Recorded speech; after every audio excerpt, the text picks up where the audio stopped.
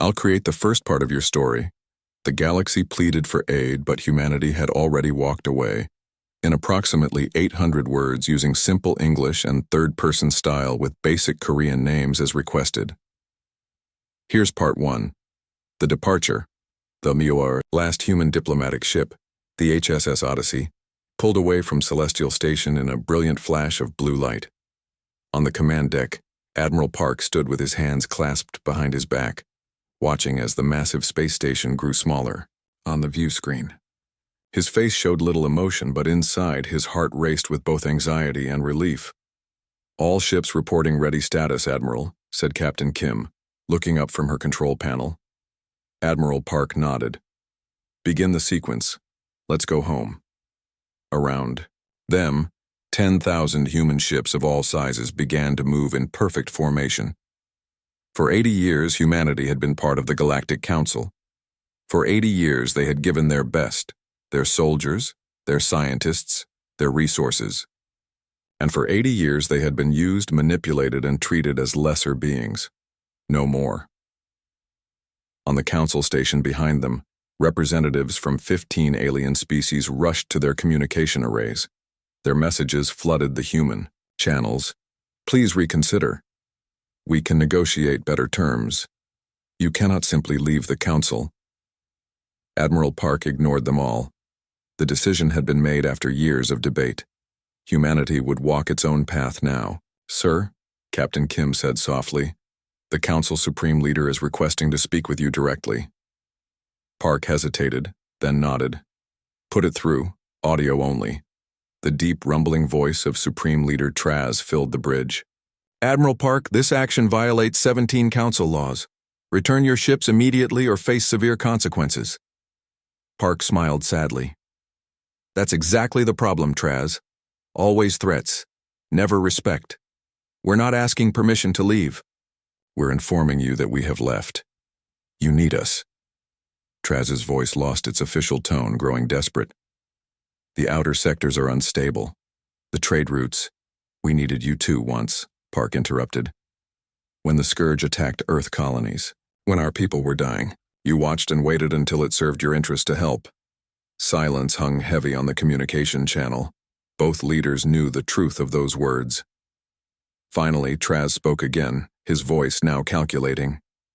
"What about the defense technology your scientists are developing?" "The Council funded that research. It belongs to all member species. The research data has been transmitted to your servers," Park replied. "But the working prototypes are coming with us. Consider it payment for all the human lives spent fighting your wars." The human fleet moved steadily away from Council space, their formations spreading out as they approached the jump point. Behind them, smaller Council ships followed at a distance, monitoring but not interfering. In his private quarters, Admiral Park looked at the small hologram on his desk, a three-dimensional image of Earth, its blue oceans and green continents, spinning slowly. Next to it sat a medal, the highest honor the Council could bestow. He had received it after leading the decisive battle against the Scourge. 3,000 human ships had been lost that day. The Council had sent messages of gratitude but no rescue ships. A soft knock interrupted his thoughts. "Enter," he called. Dr. Lee, the fleet's chief medical officer, stepped inside. Her normally calm face looked troubled. "The reports from the colony ships, sir. Everyone's settled in, but there's growing anxiety about what comes next." Park nodded. "It's natural. We've been part of something larger for nearly a century. Independence is both frightening and exciting." "Some are already questioning the decision," Lee admitted, "especially the younger ones who were born in Council space." "They'll understand in time," Park said, turning to face the vast starfield outside his window. "The Council sees us as tools, not equals. We gave them everything, our technology, our creativity, our courage. They gave us scraps from their table and called it generosity." Lee moved to stand beside him. "And if they come after us?" "They won't," Park said confidently. "Not immediately. They need time to adjust their military strategies now that they've lost their favorite frontline soldiers. By then we'll be ready." The ship's communication system chimed softly. "Admiral," Captain Kim's voice reported, All ships are in position for the jump. Proceed, Park ordered. Throughout the massive fleet, jump drives engaged simultaneously. Space itself seemed to bend and stretch as 10,000 ships carrying nearly 15 million humans disappeared in a cascade of light. On the main council, world alien representatives watched in disbelief as their sensors showed the entire human fleet vanishing from known space. "They actually did it," whispered an aide to Supreme Leader Traz. "They've abandoned the council completely." Traz's four eyes blinked in sequence, a sign of deep concern in his species. "They'll return when they realize the galaxy is too dangerous for a single species to face alone." But in his hearts, he wasn't certain. He had seen the determination in the humans' actions. The galaxy had taken them for granted once too often. As the council chamber erupted into panicked debate, Traz wondered if they had just witnessed the beginning of the end of galactic unity, or perhaps something even more significant, the first species to decide that independence was worth any price. 200 years had passed since humanity's dramatic departure from the Galactic Council. The isolated human sector, now called the Solar Confederation, had grown strong behind its defensive borders. At Border Station Epsilon, Commander Han watched the stars through the large observation window. The station hung at the very edge of human space, a silent guardian against unwanted visitors. The defense system that protected their borders, nicknamed the Veil by those who worked along it, was humanity's greatest achievement since leaving Council space. "Commander, we've detected another Council ship approaching Sector 7, reported Officer Kang, looking up from his monitoring station. His young face showed concern. Commander Han walked over, her boots making soft sounds on the polished floor. "Show me." The screen displayed a sleek vessel with the familiar council markings. It moved cautiously, testing the invisible boundary that separated human space from the rest of the galaxy.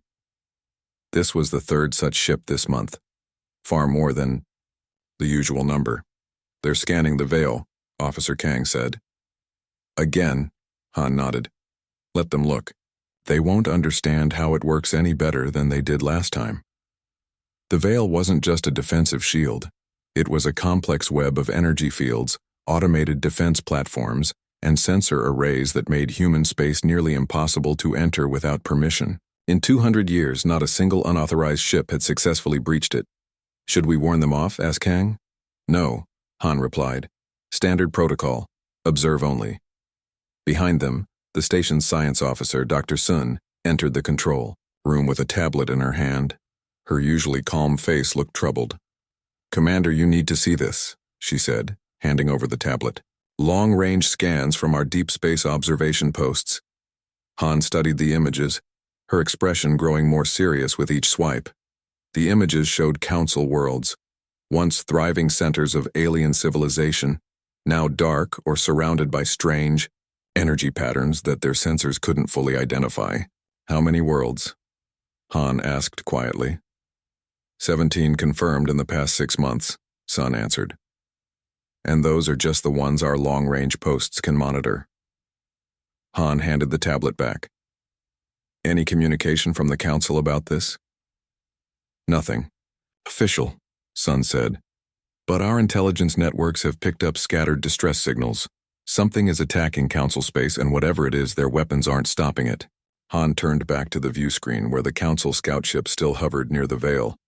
Now its presence made more sense. They weren't just testing human defenses. They were assessing them, perhaps wondering if they could withstand whatever new threat had emerged. "Keep monitoring," Han ordered, "and send a full report to Central Command. They'll decide if this changes anything." Later that night, Han sat alone in her quarters, reviewing old history files about humanity's time in the Council.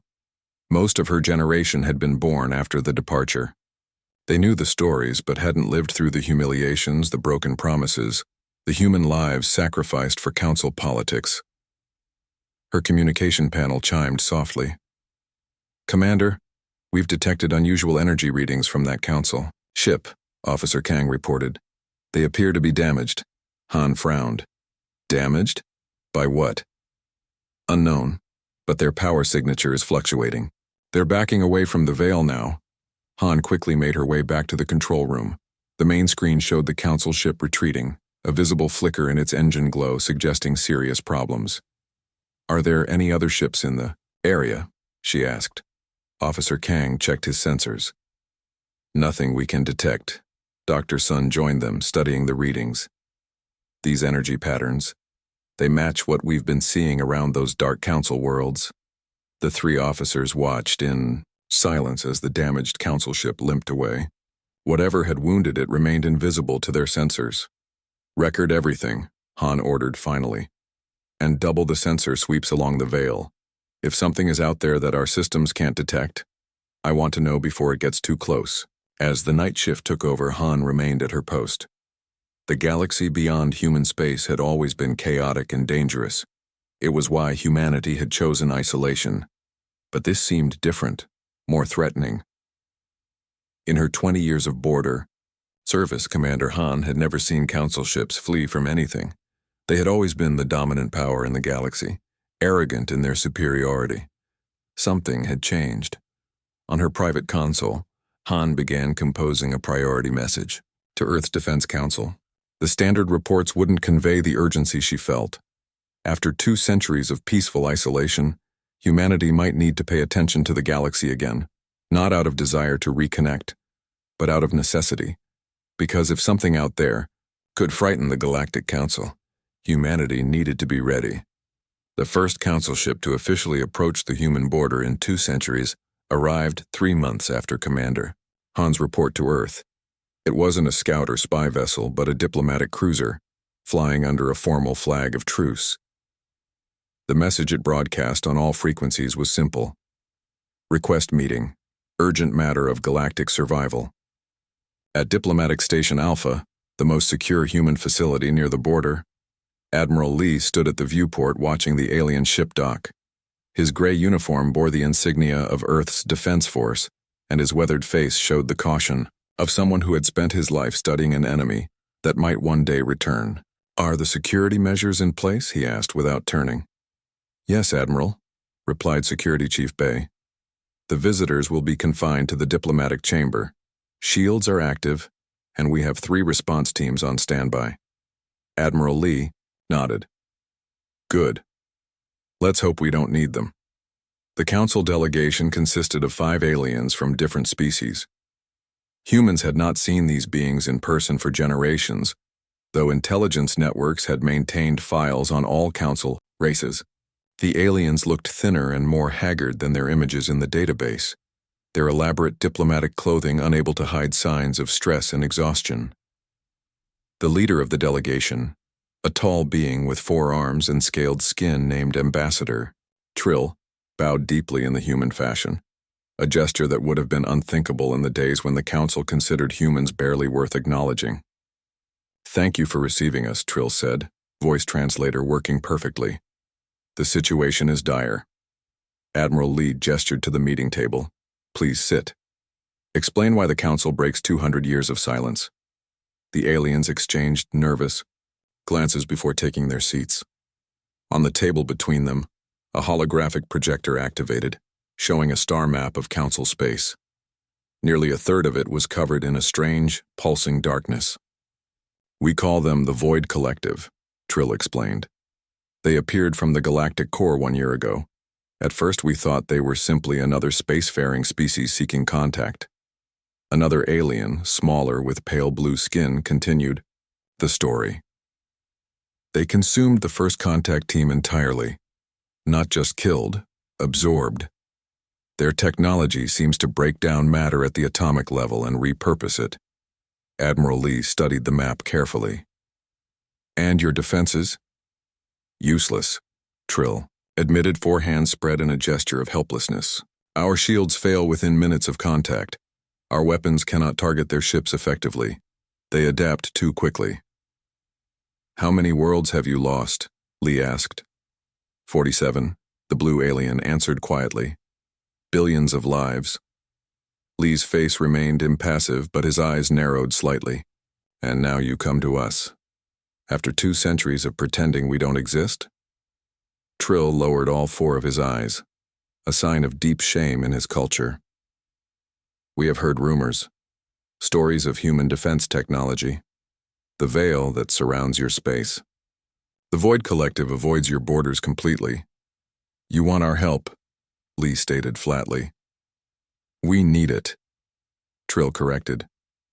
The galaxy pleads for aid, Admiral Lee. Without humanity's intervention, all sentient life faces extinction, including, eventually yours. Lee stood and walked back to the viewport, looking out at the stars. His grandfather had told him stories passed down about the Council's arrogance, how they had used humans as frontline troops in their wars while denying them equal status, how Council ships had watched human colonies burn before deciding whether helping was in their political interest. You understand what you're asking? Lee said finally. After how humanity was treated, we do, Trill replied softly. And we come prepared to offer reparations. Full acknowledgement of past wrongs, whatever terms humanity requires. Admiral Lee turned back to face them. I will take your request to our leadership. The Defense Council will review your data and make a decision. How long? Asked the blue alien anxiously. 3 more systems have fallen since we began our journey here. As long as necessary, Lee answered. We've survived without the Council for 2 centuries. We won't rush into anything now. As the meeting concluded, and the aliens were escorted back to their ship, Admiral Lee's assistant approached him. Will they help us, do you think? She asked quietly. I don't know, Lee replied honestly. Some wounds run very deep. And if humanity refuses? Lee looked once more at the star map, still displaying the spreading darkness across Council space. Then the galaxy learns that choices have consequences, he said. Even ones made generations ago. The Council ship departed the next day, leaving behind mountains of data about the Void Collective. As it disappeared into the distance, Earth's Defense Council began the debate that would determine the fate of not just humanity, but perhaps all sentient life in the galaxy. The Earth Defense Council met in the grand circular chamber beneath the rebuilt city of New Tokyo. The room, with its high ceiling and walls lined with screens, had hosted many critical debates in the 2 centuries since humanity's departure from galactic politics. None had carried such weight as this one. 50 elected representatives sat in tiered seats surrounding the central platform. Above them, in the observation gallery, military leaders and scientific advisors watched in silence. The data from the Council delegation had been analyzed for 7 days. Now a decision had to be made. Chief Scientist Yoon stepped onto the central platform. Her simple white uniform contrasted with the formal black attire of the Defense Council members. Behind her, a holographic display showed the spread of the Void Collective through Council space. The threat is real, she began, her voice calm but serious. Our analysis confirms that this Void Collective breaks down matter at the quantum level and absorbs it into their hive structure. They are not a species as we understand the term. More, like a living technology that consumes everything in its path. Defense Minister Kang rose from his seat, his face stern under his silver hair. And why should we care? The Council abandoned us when we needed them. Let them face this threat alone. Murmurs of agreement rippled through the chamber. The memories of Council mistreatment remained strong, passed down through generations. Yoon adjusted the display to show new information. Minister, you should care because of this. The hologram shifted to show sensor readings from the border. The Void Collective is deliberately avoiding human space. Our veil technology confuses their collective intelligence, but our simulations show they would eventually adapt. If the Council falls, we would face the collective alone, with no buffer between us. The chamber grew quiet as the Defense Council absorbed this information. Minister of Ethics. Jin, an older woman with calm eyes, spoke next. 2 centuries ago, we left because the Council treated us as tools rather than equals. What message do we send if we now treat them the same way? We help only those who help us? Is that who we have become in our isolation? Minister Kang's voice rose in anger. They used our soldiers as cannon fodder. They watched our colonies burn. Yes, Jin agreed quietly. And now we must decide if we will watch theirs burn in return. President Choi, who had remained silent, until now, stood from her place at the head of the chamber. The room fell completely silent. "I have listened to all arguments for 7 days," she said. "I have heard calls for revenge, for isolation, for conditional aid, and for full re-engagement with the galaxy. The question before us is not just about the Council's fate, but about humanity's soul." She walked down to the central platform and stood beside Chief Scientist Yoon. "Show us the simulation again," she requested. "The one where the collective consumes all Council space." The hologram changed, displaying a time-lapse of the dark energy spreading across the galaxy, system by system until it surrounded human space entirely. "How long?" President Choi asked. 8 years, Yoon answered. "Perhaps 10 if they encounter significant resistance." President Choi nodded, then turned to address the entire chamber. 2 centuries ago, humanity chose to walk away from a galaxy that did not value us. It was the right choice then. We have built something remarkable in our isolation, not just technology, but a society that values all human life. She paused, looking at each council member in turn. "But today, we face a new choice. Do we hold on to old grievances while the galaxy burns? Or do we show that humanity has grown beyond the Council's pettiness?" Minister Kang shook his head. "Madam President, they don't deserve our help." "Perhaps not," she agreed. "But we don't help because they deserve it. We help because we can, because that is who we have become." The debate continued for hours more, passions flaring on both sides. Finally, as the artificial night cycle began outside, President Choi called for a vote. The result was closer than anyone had expected. 27 in favor of providing aid, 23 against. As the council members filed out of the chamber, Minister Jin approached President Choi. "It was the right decision," she said softly. "I hope history agrees," the president replied. "Send word to the border stations. Tell them we will provide the council with defensive technology, but under our terms. Humanity will not rejoin their politics or their wars. We aid them as equals or not at all."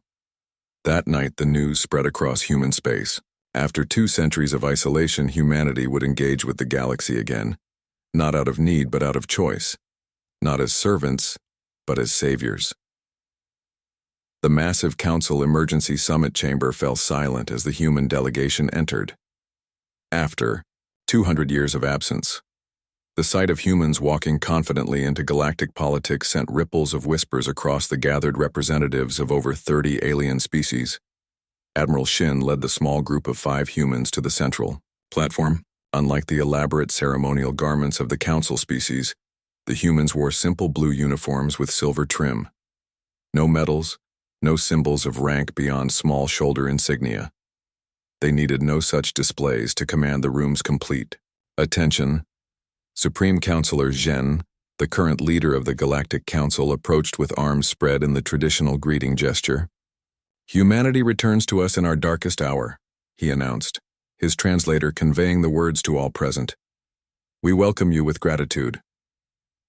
Admiral Shin nodded politely, but did not return the ceremonial gesture. "We are not returning to the Council, Supreme Counselor. We are here to offer assistance against the Void Collective. Those are different things." The chamber remained silent as the humans set up their equipment on the central platform. Dr. Nam, the lead scientist of the human delegation, activated a holographic display showing the quantum barrier technology that had kept human space safe. "The Void Collective operates as a single networked intelligence," she explained. "Our barrier technology disrupts that network connection. It cannot consume what it cannot coordinate an attack against." The alien representatives leaned forward, their attention complete. For 2 weeks, they had watched their weapons fail against the collective. Here finally was hope. "We offer this technology freely," Admiral Shin continued, "but we have conditions." Supreme Counselor Zhen's expression showed a flicker of concern. "What conditions?" Admiral Shin stepped forward. "Complete autonomy for human space. A formal recognition of the border we have established. No council ship enters our territory without explicit permission. Many council representatives nodded. This was expected and reasonable. Second, Shin continued, reparations for past exploitation.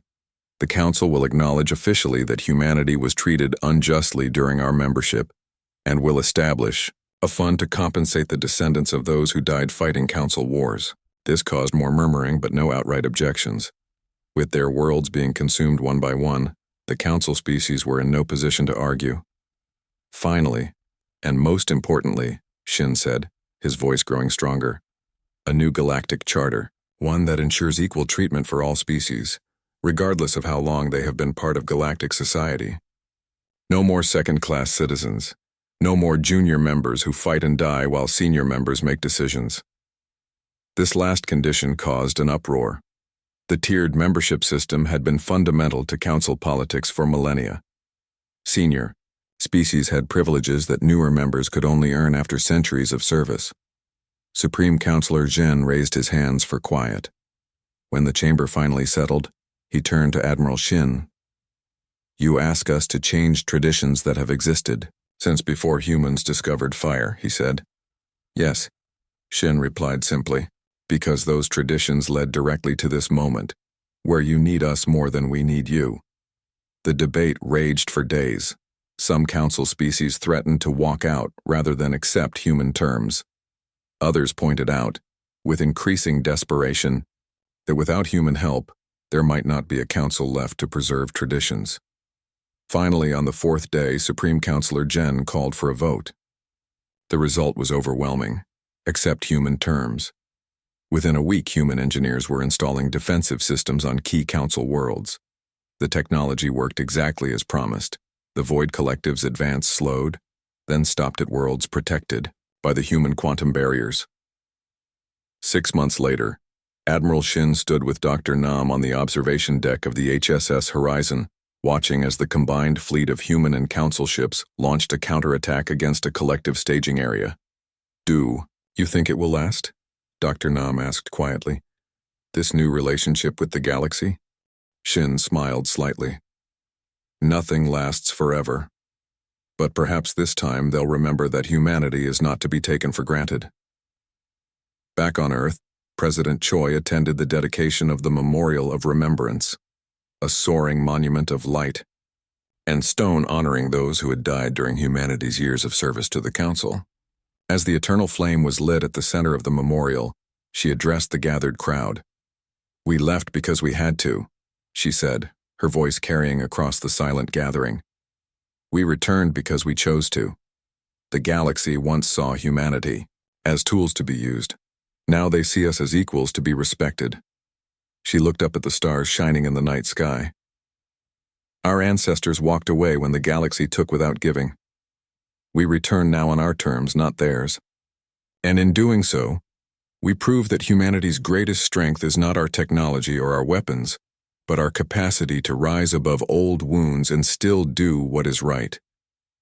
The flame burned bright against the darkness, a reminder that sometimes the most powerful position is the one you choose for yourself.